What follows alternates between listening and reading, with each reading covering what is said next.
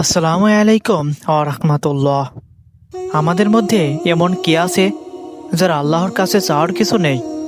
আমরা সবাই চাই আমাদের দোয়াগুলো যেন দ্রুত কবুল হয়, কিন্তু অনেক সময় আমরা অভিযোগ করি যে আমি তো অনেক দোয়া করছি, কিন্তু কবুল হচ্ছে না কেন? প্রিয় দর্শক, দোয়া কবুল হওয়ার কিছু বিশেষ মুহূর্ত এবং গোপন কিছু আমল আছে, তা স্বয়ং রাসূলুল্লাহ সাল্লাল্লাহু আলাইহি ওয়াসাল্লাম আমাদের শিখিয়েছেন।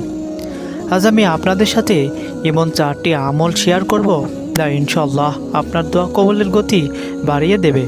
ভিডিওটি শেষ পর্যন্ত দেখুন, কারণ শেষের আমলটি আমাদের অনেকেরই অজানা।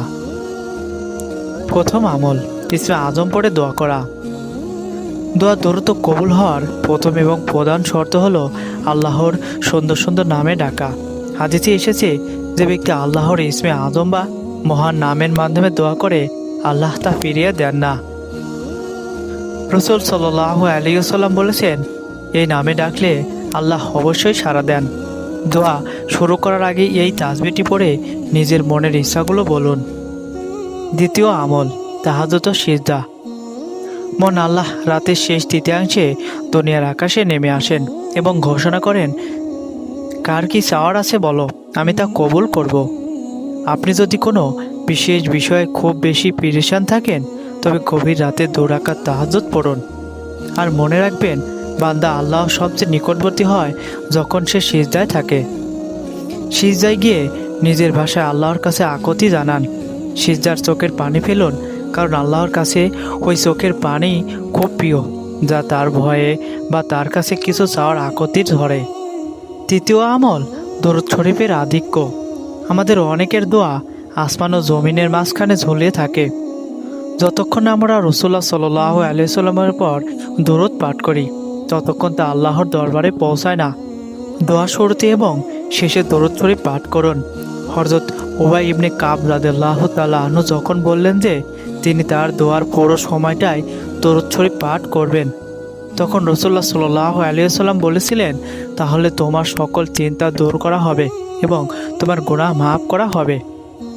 দোয়া কবুল করতে চাইলে দরুদ ইব্রাহিম পাঠ করা সবচেয়ে উত্তম। চতুর্থ আমল, ইউনূস আলাইহিস সালামের দোয়া। এটি এমন এক দোয়া যা বিপদের পাহাড় সরিয়ে দিতে পারে। মাছের পেটে থাকা অবস্থায় হযরত ইউনূস আলাইহিস সালাম এই দোয়াটি পড়েছিলেন এবং আল্লাহ তাকে অলৌকিকভাবে রক্ষা করেছিলেন।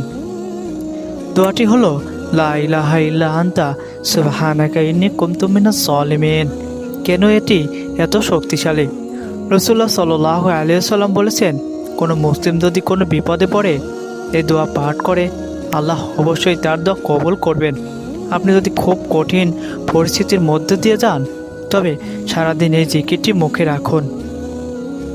প্রিয় ভাই ও বোনেরা, আল্লাহ আমাদের সবাইকে তার কাছে চাওয়ার তৌফিক দান করুন। তবে মনে রাখবেন, দোয়া কবুলের জন্য হালাল উপার্জন একটি পূর্ব শর্ত। আপনি যখন এই 4টি আমল পূর্ণ বিশ্বাস নিয়ে করবেন, আল্লাহ আপনার জন্য এমন রাস্তা খুলে দেবেন যা আপনি কল্পনাও করেননি। ভিডিওটি ভালো লাগলে শেয়ার করে অন্যদের জানার সুযোগ করে দিন। আপনার একটি শেয়ার হতে পারে কারো দোয়া কবুলের ওসিলা। আজ এ পর্যন্তই। আল্লাহ হাফেজ।